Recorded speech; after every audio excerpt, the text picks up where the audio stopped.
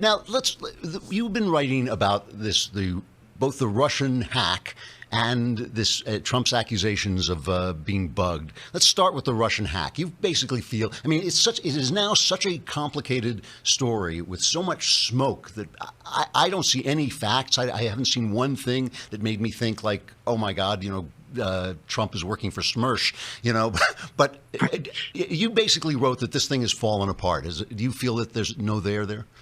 Well, what I think is that in the haste to go after Trump on the part of the media with this hacking the election narrative, right, there was always risk for both the Democrats and the media, because if it turned out that there was no there in the sense of that the election was actually hacked, as opposed to that the Russians did what the Russians have been doing for decades, right, that people were suddenly going to stop for a second and say, I don't really see a lot of evidence that Russia did anything that actually impacted the election, but I'd really like to know, how do we know all this stuff? Where are these leaks from law enforcement coming from?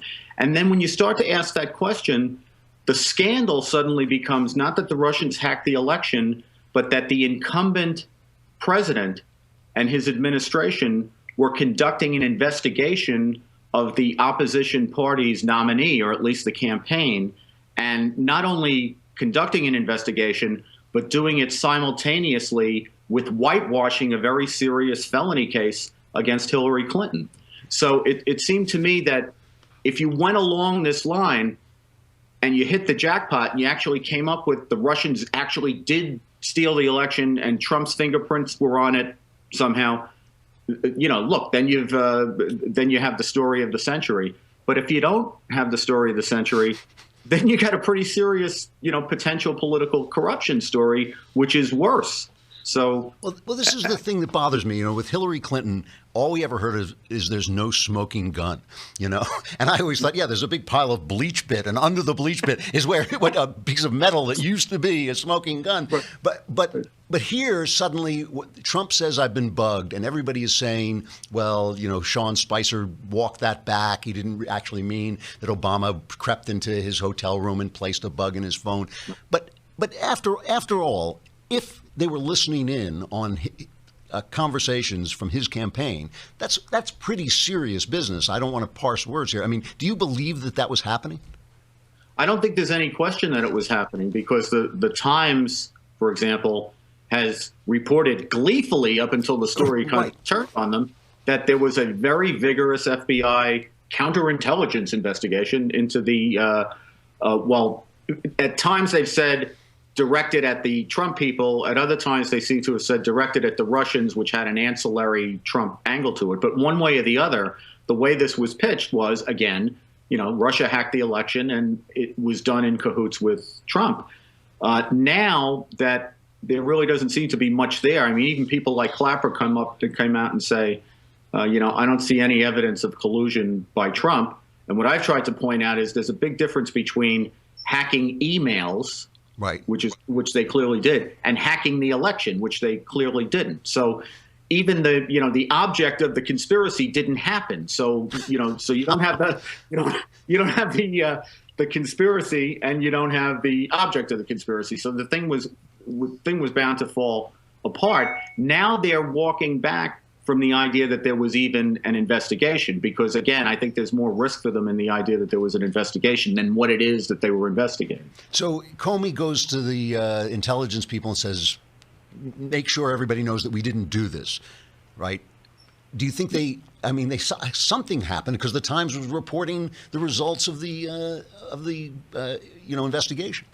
Yeah, Drew, this is where you have to really put your nerdy lawyer hat on and parse the words they say very carefully, because I thought what Jim Comey, who I've known since we both started out as prosecutors under Rudy Giuliani about 30 years ago, what Jim Comey had to say and what Jim Clapper, the former National Intelligence Director, had to say was a carefully parsed denial that what Trump specifically alleged, namely that Obama wiretapped him, never occurred. But I don't take either of them to have denied the larger trajectory of the story, that there was this investigation of what the Russians were up to that somehow either targeted associates of Trump who had, varying connections to the campaign, or those people came up in the course of investigating the Russians. Now, there's so much backpedaling going on, it's hard to understand exactly what their theory is at the moment. So basically we can say, as far as we know, there was no hack of the election. Basically, they fished Podesta and he sent them his password, which I have to say, even I know not to do that. They sent them their password and they broke out his email. At smokinggun.com. Right, exactly. So they got that. And there is no evidence, as far as you can see, of any collusion from the campaign with the Russians in doing this. And it does seem like there was at least some way that they were getting phone calls, even if they were just investigating the Russians. It seems that the Obama administration, whether he knew it directly or not, I always call this the meddlesome priest rule, because Obama was very good at passing on the idea that something should be done without ever giving the order to do it. And you do believe that they were actually listening in to some conversations here. Yeah. Now, here's another interesting bit of parsing going on, right? One of the things they're backpedaling on now is whether there was a FISA application. In other words, was there a wiretap application that was brought to the Foreign Intelligence Surveillance Court that named either Trump himself, that's unlikely, or associates of Trump's as an agent of a foreign power? In other words, not to get too deep in the weeds, but if you want to do a traditional criminal wiretap, you have to have probable cause of a crime. If you want to do a foreign intelligence wiretap, you have to show probable cause that someone's acting as an agent of a foreign power. I see. So there's a big to-do now about whether they went to the FISA court or not.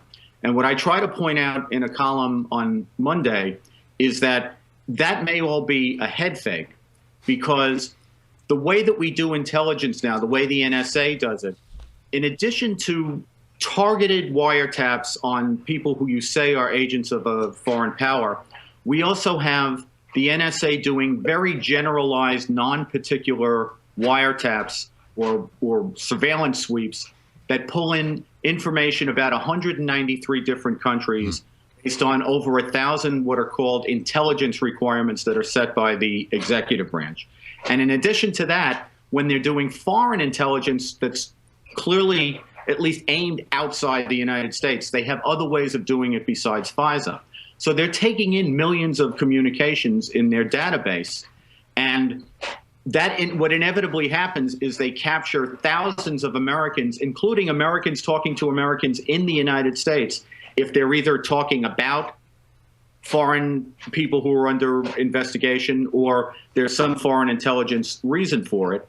And while the NSA is supposed to mask the identity of those people, that's their so-called minimization procedures, the minimization is Swiss cheese in terms of the. Okay, so anybody gets caught in this net, basically.